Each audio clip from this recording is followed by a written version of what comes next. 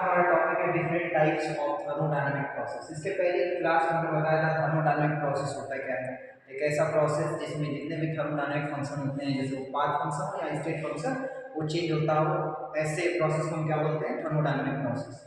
तो इसके जितने टाइप हैं हम एक एक करके टाइप देखते हैं कितने टाइप हो सकता है।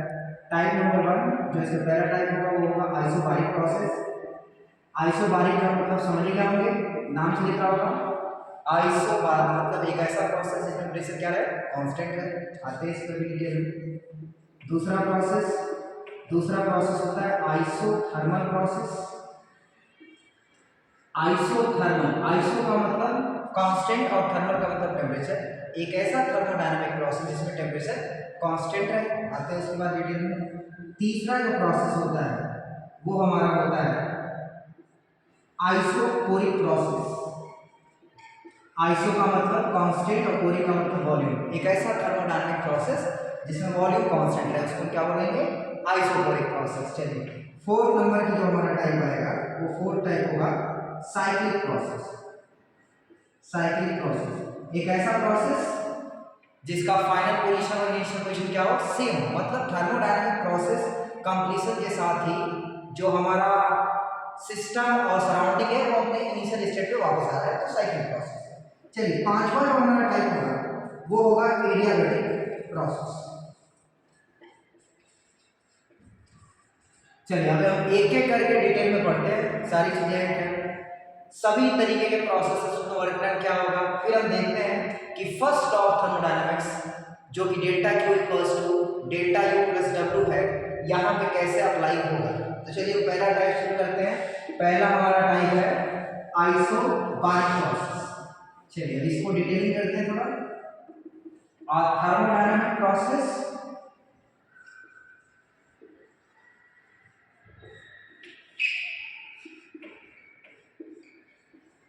for which pressure remains constant। एक ऐसा प्रोसेस जहां पे प्रेशर कांस्टेंट हो उसको बोलेंगे आइसोबारिक प्रोसेस। ठीक है ना। तो इसका की क्या है इस प्रोसेस का, की प्रेशर कांस्टेंट क्या होगा इसमें, प्रेशर कांस्टेंट। अब हम देखते हैं वर्क डन क्या होगा। वर्क डन इन आइसोबारिक प्रोसेस।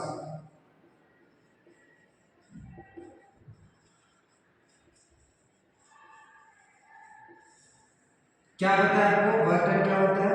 वर्क डन का मतलब होता है P इंटू डेल्टा V। ये तो कांस्टेंट है तो हमारे लिए चिंता की कोई बात ही नहीं है, बचा ये वेरिएबल है ना, तो हमने बोल दिया इसको P टाइम्स डेल्टा V का मतलब क्या होता है V2 माइनस V1। ठीक है ना। एक और तरीका होता है क्योंकि आपको मालूम है आइडियल गैस का क्या इक्वेशन होता है, यहाँ पे देखिए V not at PV equals to nRT for ideal gas. ये आइडियल गैस है इक्वेशन।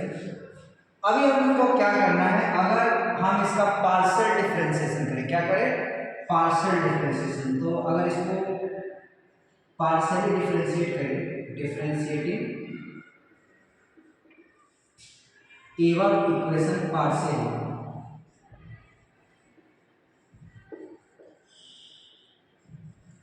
चलिए अगर हमने इसको पार्शियली डिफरेंशिएट किया तो p क्या है, कांस्टेंट है। डेल्टा भी क्या है, v वेरिएबल है तो डेल्टा भी आएगा। d भी लिखते हैं लेकिन डेल्टा भी लिख सकते हैं। अच्छा ये क्या हो गया, nr। ये nr क्या है, कांस्टेंट है, इस नंबर ऑफ मोल और r means universal gas constant. और ये क्या हो गया, डेल्टा t। यानी कि हम p डेल्टा v की जगह पे nr डेल्टा t लिख सकते हैं। तो यहाँ पे एक और फार्मूला क्या आ गया, nr डेल्टा t। यानी कि हमारा आइसोबारिक प्रोसेस में जो वर्क डन होगा वो दो फार्मूले से निकलेगा। पहला W P to delta V और एक NR डेल्टा V। चलिए इस पे कुछ क्वेश्चंस करते हैं। ठीक है ना। क्वेश्चन नंबर 1 लिखते हैं। क्वेश्चन नंबर 1,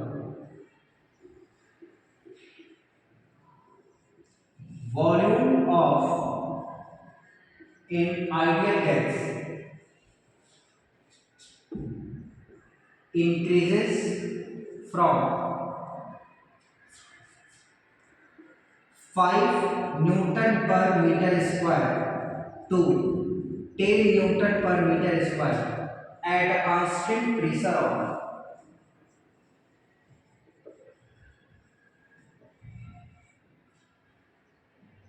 सॉरी ये वॉल्यूम का मीटर क्यूब कर दीजिए, 5 metre cube to 10 metre cube at a constant pressure of 2 Newton per meter square।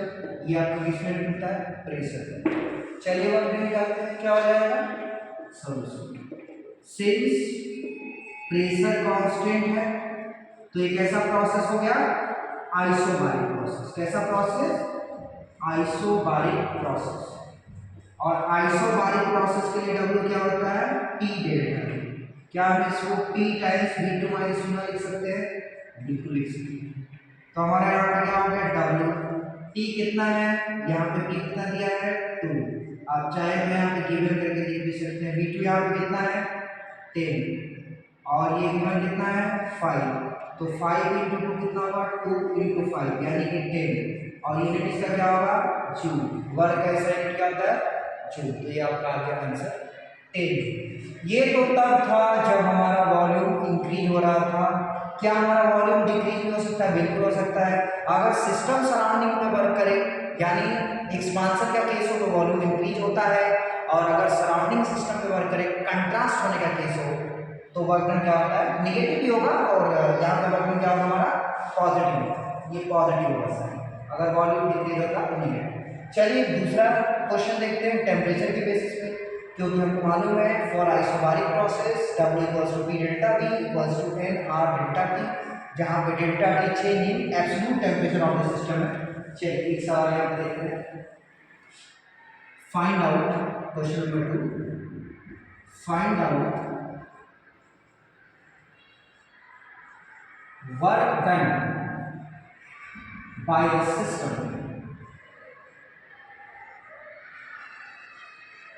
during isobaric process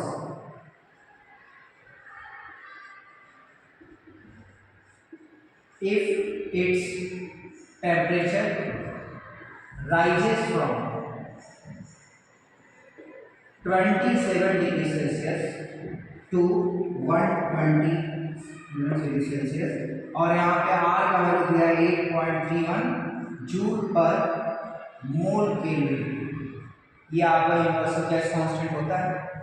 generally question में नहीं दिया रहता, लेकिन आपको याद होना चाहिए। अब यहाँ देखते हैं पहले गिवन क्या है। गिवन क्या है? T1 का वैल्यू कितना है? 27 डिग्री सेल्सियस। अगर आप इसको केल्विन में कन्वर्ट करें तो आपको 273 ऐड करना पड़ेगा। ये कितना हो गया? 300 केल्विन। T2 हमारा कितना हो गया? 127 डिग्री सेल्सियस। अगर आप इसको केल्विन में कन्वर्ट करना चाहते हैं तो 273 ऐड कीजिए, कितना हो गया? 400 केल्विन। अभी आप इसमें क्या कीजिए, आपको वर्क निकालना है ना, सेज फॉर आइसोबारिक प्रोसेस, क्योंकि यहाँ पे आइसोबारिक दिया हुआ है तो आइसोबारिक प्रोसेस के लिए जो W का वैल्यू होगा वो NR डेल्टा T भी होता है, ठीक है ना। अच्छा, अगर यहाँ पे कुछ भी नहीं दिया है, नंबर ऑफ मोल्स नहीं दिया है, तो आपको 1 मान लेना है। क्या मान लेना है? 1। और ये क्या हो गया? 8.31। और डेल्टा T कितना हो गया? लास्ट में 400 केल्विन, स्टार्ट में 300 केल्विन, ये दोनों मल्टीप्लाई होकर कितना हो गया? 100। तो 8.31 इंटू 100 यानी कि 831 जूल। नंबर ऑफ मोल्स दिया है तो बहुत अच्छी बात है, एन की वैल्यू रख लीजिए। नहीं दिया है तो 1 मोल कंसीडर कीजिए, क्योंकि मोस्ट ऑफ द 2 एक्सपेरिमेंट हुए हो कितने मोल्स पे हुए हैं? 1 मोल। तो ये तो था आइसोबारिक प्रोसेस, कुछ उसके क्वेश्चन। अब देखते हैं दूसरा प्रोसेस। दूसरा प्रोसेस है isothermal process. Type number 2 isothermal process.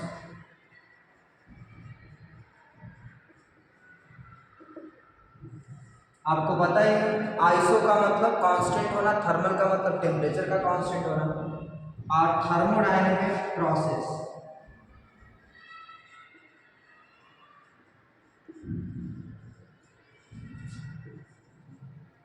during which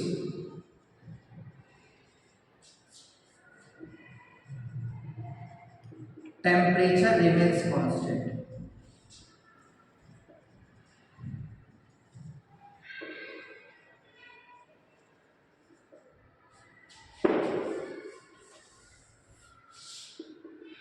is called isothermal process। चलिए क्या कांस्टेंट होना चाहिए, टेम्परेचर कांस्टेंट। तो इसका की लिखते हैं, जो मेन इसका की है वो टी का कांस्टेंट होना है, टी कांस्टेंट होना चाहिए। चलिए ये तो फिर हमको क्या देखना है, इस प्रोसेस में वर्क डन कितना होगा, क्योंकि हमको मालूम है फर्स्ट लॉ ऑफ थर्मोडायनामिक्स में delta Q equals to delta U plus delta W होता है। डेल्टा यू का एक ही फॉर्मूला होता है N C B delta T, ठीक है ना। तो उसमें तो कोई चेंजेस है नहीं, हमको समझना है डिफरेंट प्रोसेसेस का वर्क डन। चलिए हम देखते हैं work done in isothermal process कितना होगा।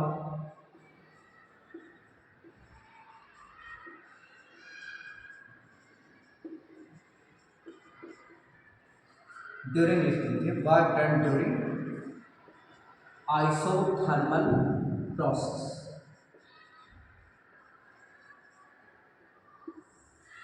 कितना होगा वर्क डन, देखते हैं इसका। आप बताइए वर्क डन का फॉर्मूला होता क्या है, W equals to P into delta ये होता है। अच्छा अगर डिफरेंशियल फॉर्म में लिखे, इन डिफरेंशियल फॉर्म,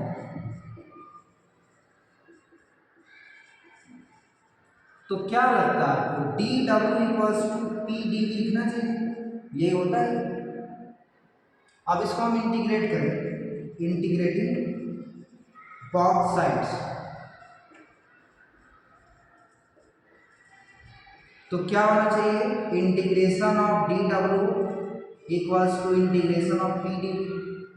अब मुझे ये नहीं समझ में आ रहा है पी क्या है, डीवी के लिए कांस्टेंट के वेरिएबल है तो हम तो बता नहीं सकते हैं। तो फिर हमको क्या लगाना पड़ेगा, पी को कन्वर्ट करना पड़ेगा कुछ ऐसे टर्म में जो वी से एसोसिएट करता हो। तो हमने यहाँ पे देखा for ideal gas, ideal gas के लिए क्या होता है, PV equals to N R T, यानी कि यहाँ से पी का वैल्यू कितना आ जाएगा, एन आर टी बाई इतना वैल्यू है। ये वैल्यू उठा के इस इक्वेशन में रखिए,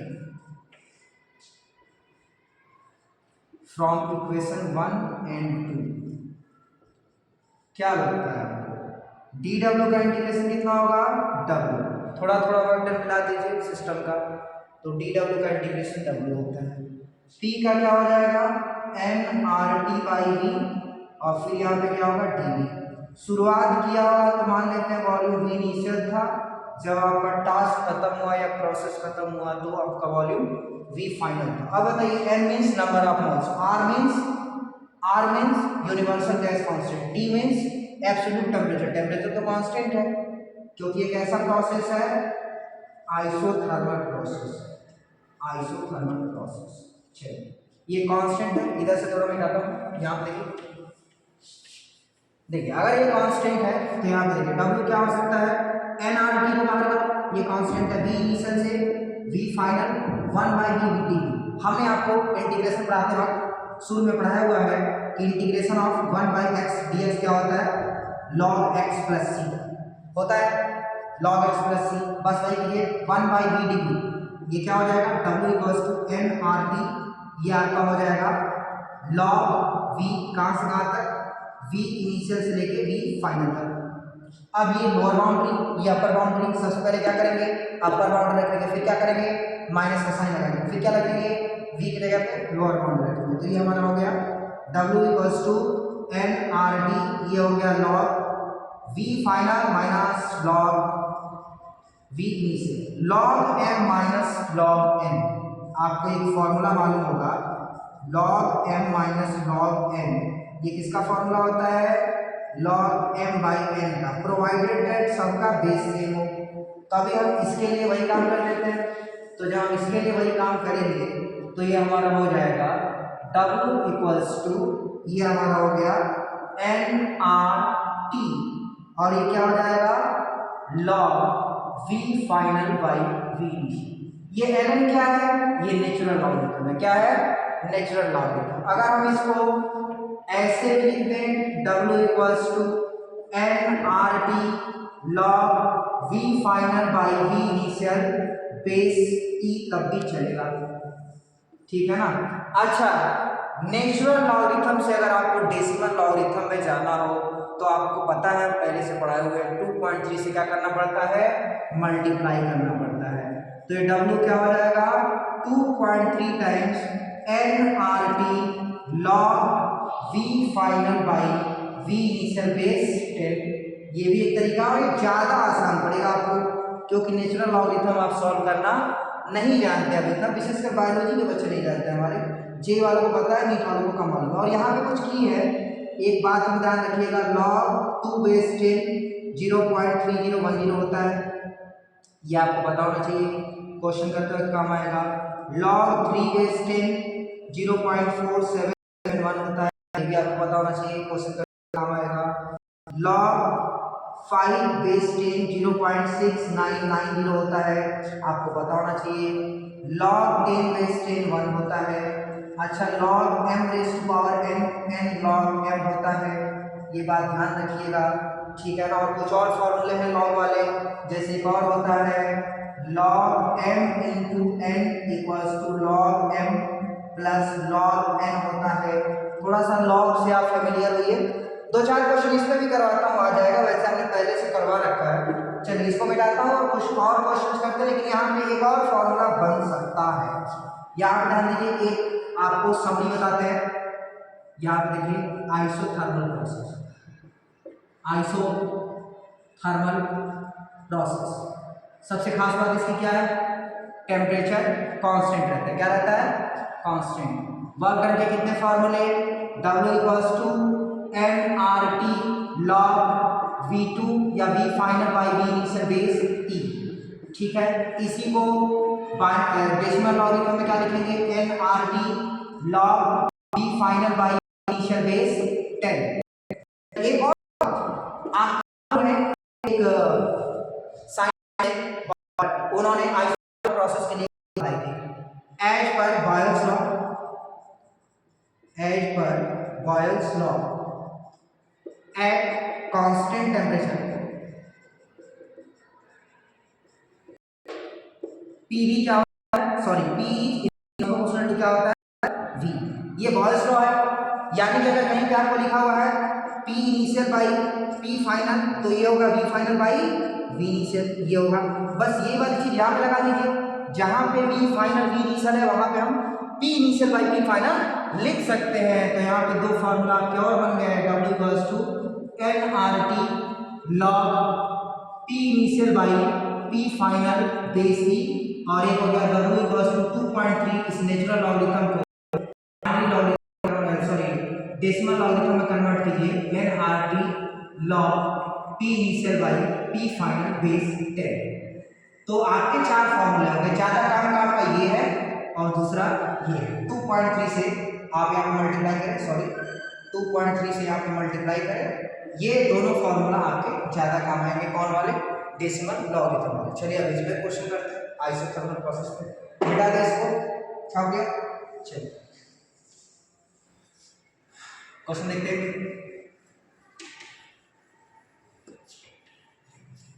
question volume of 2 mole of A diatomic ideal gas increases from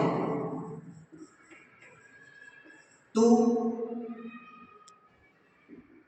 centimeter cube to 4 centimeter cube at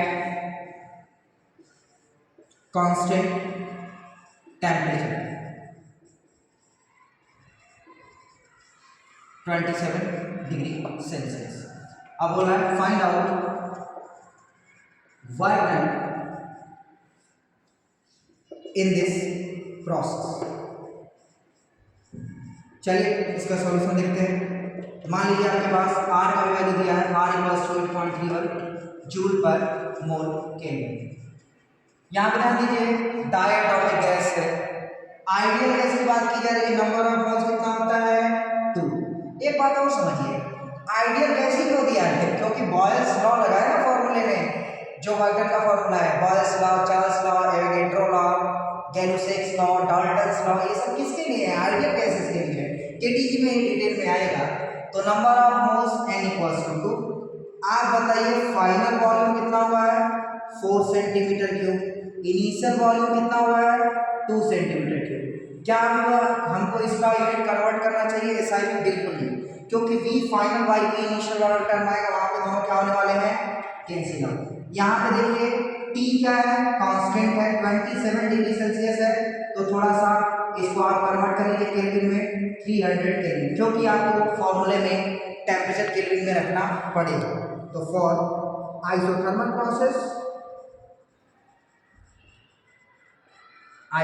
process के लिए W क्या होता है 2.3 nRT log V final by V initial. कौन सा बेस होता है लॉग का? डेसिमल। तो ये चल रहा, इसमें सारी वैल्यूज को रखिए, आपके आंसर्स आ जाएंगे। चलिए मैं ऊपर से थोड़ा एक वैल्यू लाता हूँ। यहाँ पर बताइए ये 2.3 तो कांस्टेंट है, n का वैल्यू कितना, नंबर ऑफ मोल्स 2 दिया हुआ है यहाँ पे, r कितना होता है 8.31। चलिए अप्रॉक्सीमेट बाई 3 भी लिख सकते हैं। t कितना, और ये क्या होगा, ये लास्ट में वेलोसिटी कितना था 4 सेंटीमीटर क्यूब, ये कितना पहले था 2 सेंटीमीटर क्यूब, मर गया बेस 10। यहाँ पे बताइए W इक्वल्स टू, इन दोनों को मल्टीप्लाई कीजिए कितना होगा 4.6, इन दोनों को मल्टीप्लाई कीजिए ये कितना होगा, मान लीजिए 831 इंटू 3, 100 का मल्टीप्लाई यहाँ पे, ये क्या हो गया लॉग 10, 4 में 2 का डिवाइड करो 2, तो ये क्या हो गया W equals to 4.6 into 831 into 3, और लॉग 2 का वैल्यू क्या होता है 0.3010। चलिए अब इसको मल्टीप्लाई करते हैं, W इक्वल्स टू 4.6 इंटू 831, ये क्या हो जाएगा 0.9030। अब ये करेक्ट 1, ये 800 है और इसमें 4 का मल्टीप्लाई है, तो 32 40 36 करीब करीब 3500 आएगा। आप एक बार घर से करके आइएगा, देखता हूँ इसका आंसर क्या होता है। अप्रॉक्सीमेट डाटा एक्यूरेट नहीं है, ठीक है। एक और सवाल देखते हैं, दूसरा सवाल इसको मिटा दें, ठीक है ना। इसी आइसोथर्मल प्रोसेस पे एक और सवाल देखते हैं।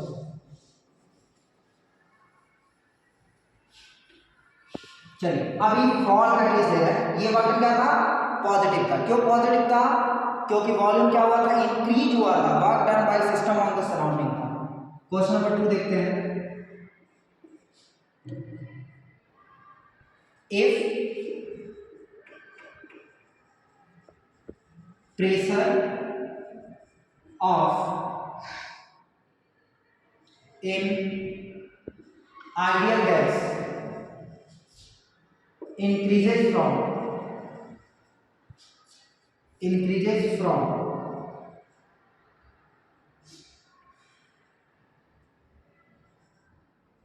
4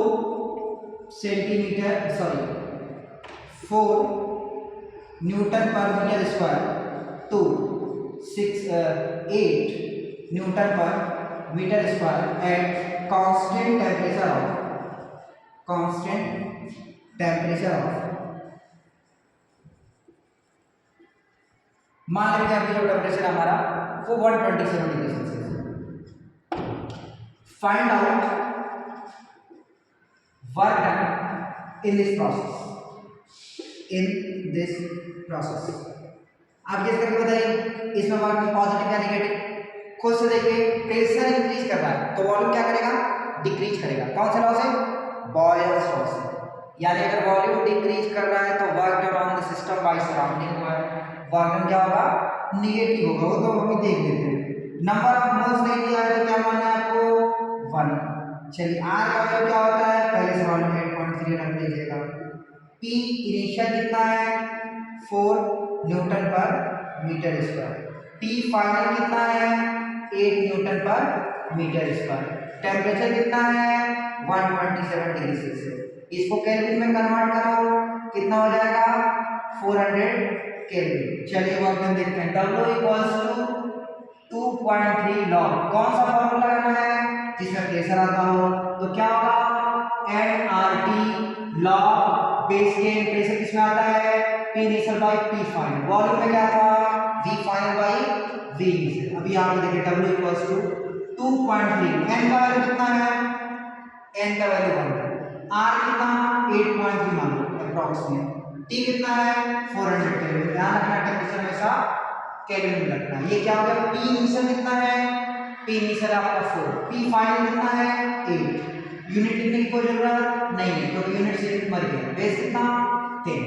चलिए मल्टीप्लाई कीजिए W इक्वल्स टू 2.3, इसमें मल्टीप्लाई कीजिए 100 का तो 830 इंटू 4, ये क्या हो गया लॉग 1/2 बेस 10। चलिए क्या हम एक बात बताइए, ये 2.3 हो गया, इसमें 4 का मल्टीप्लाई कीजिए 8 इंटू 4 3200 और ये हो गया 3320। अब हम आते हैं इसमें याद रखिए ये क्या हो गया, क्या हम इसको लॉग 1 माइनस लॉग 2 बोल सकते हैं। फॉर्मूला भी हमने आपको बताया log m by n equals to log m minus log n।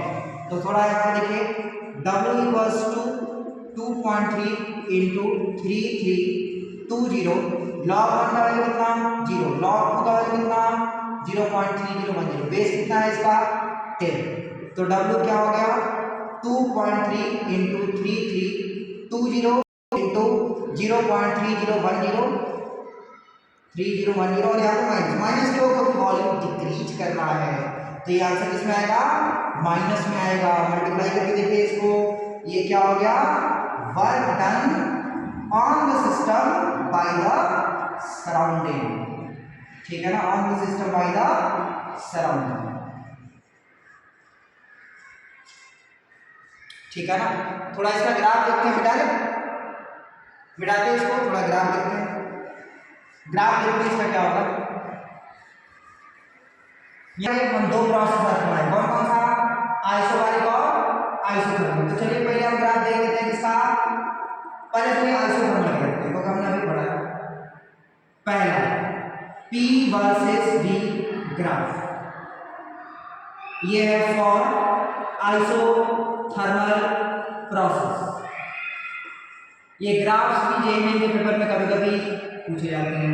आप बताइए P वर्सेस V का ग्राफ क्या होगा, क्या टेंपरेचर कांस्टेंट है, आपको मालूम है PV इक्वल्स क्या होता है nRT। अगर ये कांस्टेंट है तो P क्या होगा इनवर्सली प्रोपोर्शनल टू V। कौन सा लॉ होता है यहाँ पे बॉयल्स लॉ। कौन सा लॉ बॉयल्स लॉ। ग्राफ कैसा बनेगा ये सब बनेगा, समझ गए। ये क्या है रेक्टेंगुलर हाइपरबोला, क्या है रेक्टेंगुलर हाइपरबोला। ये आपका है V और ये क्या है P। ठीक है ना, ये था PV ग्राफ। अच्छा चलिए यहाँ पे एक जेई का भी देखते हैं, आप इसका आंसर बताइएगा, इसको मिटाते हैं। ठीक है ना, अच्छा आप बताइए PV ग्राफ का जो वर्क डन होता है एरिया अंडर द कर्व वो किसको रिप्रेजेंट करता है वर्क डन। किसको रिप्रेजेंट करता है वर्क डन। मिटा दे इसको, चलिए मिटाते हैं। ये क्वेश्चन देखिए जेई में 2022 का,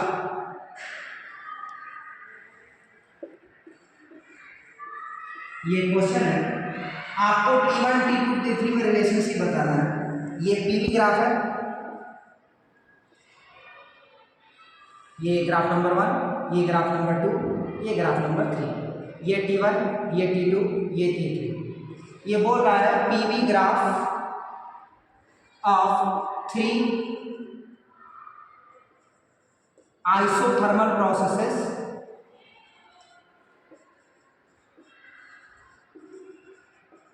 have been given as shown.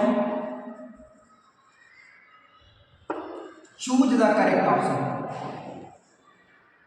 Choose the correct relationship between T1, T2 and T3। ठीक है ना, यहाँ देखिए option number 1, option number A ले लीजिए, option number B, option number C, option number D. T3 is greater than T2 is greater than T। दूसरा T2 is greater than T3 is greater than T। तीसरा T1 is greater than T2 is greater than T3। और 4 T3 greater than T1 is greater than T2। Choose करके सोचिए क्या होगा। आप एक बात बताइए, सॉल्यूशन देखिए यहाँ पे, solution since PV by T equals to NR, भाई PV equals to NR sir, ये क्या है कांस्टेंट टर्म, ये क्या है कांस्टेंट टर्म। अगर आपका T कांस्टेंट है, क्या कांस्टेंट है, अगर T कांस्टेंट आइसोथर्मल प्रोसेस के लिए, क्योंकि कैसा प्रोसेस है आइसोथर्मल प्रोसेस, अगर यहाँ पे T कांस्टेंट है तो जिसका PV ज्यादा होगा, ए रेशियो क्या होना चाहिए, हमेशा कांस्टेंट होना चाहिए, जिसका पीवी ज्यादा उसका टी ज्यादा। बताइए पीवी का मतलब क्या, एरिया पीवी का, किसका एरिया ज्यादा है, टी1 वाले का एरिया ज्यादा है। यहाँ पे ध्यान से देखिए, सबसे एरिया टी1 वाले का, तो पीवी किसका ज्यादा होगा, टी1 वाले का। पीवी किसका ज्यादा है, टी1 वाले का, उसका टी2 वाला, पीवी किसका है, टी3 वाले का। तो सिंस एरिया अंडर द का ज्यादा है, टेम्परेचर टी1 का सबसे ज्यादा, उसके बाद टेम्परेचर का, उसके बाद टेम्परेचर T3 का, यानी ऑप्शन नंबर सी करेक्ट। ये जेईई में 2020 सवाल था, आसान सवाल है, ठीक है। जाता हूं एक और भी ग्राफ देखते हैं, ये पीवी ग्राफ, मेजरली 3 ग्राफ बनते हैं, एक पीवी ग्राफ, दूसरा होता है वीटी ग्राफ। वीटी कर्व कैसे बनेगा देखते हैं। किस प्रोसेस के लिए, अभी हमारा आइसोथर्मल प्रोसेस चल रहा है। मान लीजिए टेम्परेचर है, ये क्या है वॉल्यूम है। टेम्परेचर को कौन से एक्सिस पे रखेंगे, इंडिपेंडेंट वाले एक्स एक्सिस के साथ। वॉल्यूम क्या हो रहा है टेम्परेचर पे, डिपेंड करता है। एक बात बताइए, टेम्परेचर क्या है, कांस्टेंट है, टेम्परेचर क्या है कांस्टेंट, तुम्हारा ग्राफ कैसे बनेगा ऐसे। स्लोप कितना होगा इसका, slope equals to delta V by delta T। क्या ये स्लोप डेल्टा होता है, हाँ यहाँ, तो बताइए डेल्टा T कितना रखेंगे 0 का, तो इंफिनिटी हो गया, थीटा कितना डिग्री 90 डिग्री, तो इस ग्राफ का स्लोप कितना होगा 90 डिग्री होगा, आइसोथर्मल प्रोसेस। चलिए तीसरा ग्राफ करते हैं पीटी ग्राफ। कौन सा ग्राफ, पीटी ग्राफ, वो भी करते हैं। 3 मेजर ग्राफ होते हैं जो आएंगे जेईई के पेपर में। पीटी ग्राफ देखिए, अगर पीटी ग्राफ है तो फिर से इस एक्सिस पे क्या बनाएंगे प्रेशर, इस एक्सिस पे क्या बनाएंगे टेम्परेचर। आप बताइए टी क्या है कांस्टेंट, जब टी कांस्टेंट है तो क्या बनेगा ऐसे। अब बताइए स्लोप क्या होगा इस ग्राफ का, slope equals to tan theta equals to change in y by change in x। यहां पे चेंज इन y मतलब change in pressure by change in temperature. कितना टेम्परेचर का चेंज है 0, तो ये वैल्यू कितनी हुई इनफाइनाइट। tan में कितनी डिग्री का वैल्यू इनफाइनाइट 90 डिग्री का, ये कितना हो गया 90 हुआ। तो ये थे 3 ग्राफ। अभी हमारा आइसोबारिक प्रोसेस का भी ग्राफ चुका है, प्रोसेस को भी देख लेते हैं, ठीक है अलग से, ठीक है ना। एक स्क्वायर ब्रैकेट बना के आप देख लीजिएगा, मिटाओ ना इसको, ठीक है। Graphs for isobaric process, isobaric process क्या होगा देखिए। पहले ग्राफ, पहला ग्राफ क्या होता है आप समझ गए होंगे, 3 ग्राफ बनता है। पहला ग्राफ क्या होता है हमेशा पीवी ग्राफ। कौन सा ग्राफ, पीवी ग्राफ। आप बताइए अगर आइसोबारिक है तो क्या कांस्टेंट होगा, प्रेशर। क्या कांस्टेंट होगा, प्रेशर। यहाँ पे पी बनाते हैं, यहाँ पे भी। अगर प्रेशर कांस्टेंट है तो ग्राफ ऐसे बनेगा, कोई एक पार्टिकुलर प्रेशर पे। स्लोप क्या होगा इसका, स्लोप हो जाएगा delta P equals to delta P, कितना चेंज हुआ है 0, तो ये कितना हो गया 0। क्या ये tan थीटा है, tan थीटा में कितने डिग्री का वैल्यू 0 डिग्री का, स्लोप कितना हुआ 0 डिग्री। ये था आइसोबारिक प्रोसेस का पीवी ग्राफ। चलिए जल्दी बनाइए। दूसरा देखते हैं वीटी ग्राफ। किस किस प्रोसेस का, आइसोबारिक प्रोसेस। चलिए, और आपको मालूम है for ideal gas, for ideal gas PV equals to NRT होता है, आपको मालूम है। क्या कांस्टेंट है पी, क्या कांस्टेंट है p, p n r constant, यानी p directly proportional to t. चलिए ग्राफ बनाते हैं, ये है v और ये क्या है t। ग्राफ की शुरुआत कैसे होना चाहिए, क्या हमको y इक्वल्स टू mx की तरह दिख रहा है, जी हाँ, लेकिन जीरो वॉल्यूम तो किसी गैस का या सिस्टम का हो नहीं सकता है, तो हमेशा इसको डॉटेड से शुरू करके यहाँ पे स्ट्रेट लाइन बनेगा, ठीक है ना। स्लोप क्या होगा इस ग्राफ का, slope equals to delta v by delta t equals to constant. और जब भी स्लोप कांस्टेंट होता है तो क्या बनता है स्ट्रेट लाइन, क्या बनता है स्ट्रेट लाइन। स्लोप को आसान भाषा में क्या बोलते हैं tan थीटा। ये क्या है आपका थीटा, ये हमेशा क्या होगा कांस्टेंट होगा। वैसे ही तीसरा ग्राफ हमने पीवी ग्राफ पढ़ा, वीटी ग्राफ पढ़ा, अब आएगा PT graph. Pressure versus temperature का क्या रोल है, बनाइए इसको। बस बस ये लास्ट है, इसके बाद आगे पढ़ाई कल की जाएगी। ये प्रेशर हो गया डिपेंडेंट एक्सिस पे और टेम्परेचर हो गया इंडिपेंडेंट एक्सिस पे। आप बताइए प्रेशर क्या है, कांस्टेंट है, तो कौन सा प्रोसेस है, आइसोबारिक प्रोसेस। आप बताइए इसका स्लोप कितना होगा, slope equals to tan theta equals to delta v by delta t। कितना चाहिए प्रेशर में, 0 बाई डेल्टा t यानी 0। tan में कितने डिग्री की वैल्यू, 0 डिग्री, तो स्लोप कितना हो गया, 0 डिग्री। एंगल कितना हो गया, 0 डिग्री। कौन से एक्सिस से, t एक्सिस से, क्योंकि ये इसके साथ क्या है, पैरेलल है, ठीक है ना। बाकी आइसोकोरिक प्रोसेस, साइक्लिक प्रोसेस कल पढ़ाया जाएगा, एडियाबैटिक प्रोसेस भी कल पढ़ाया जाएगा।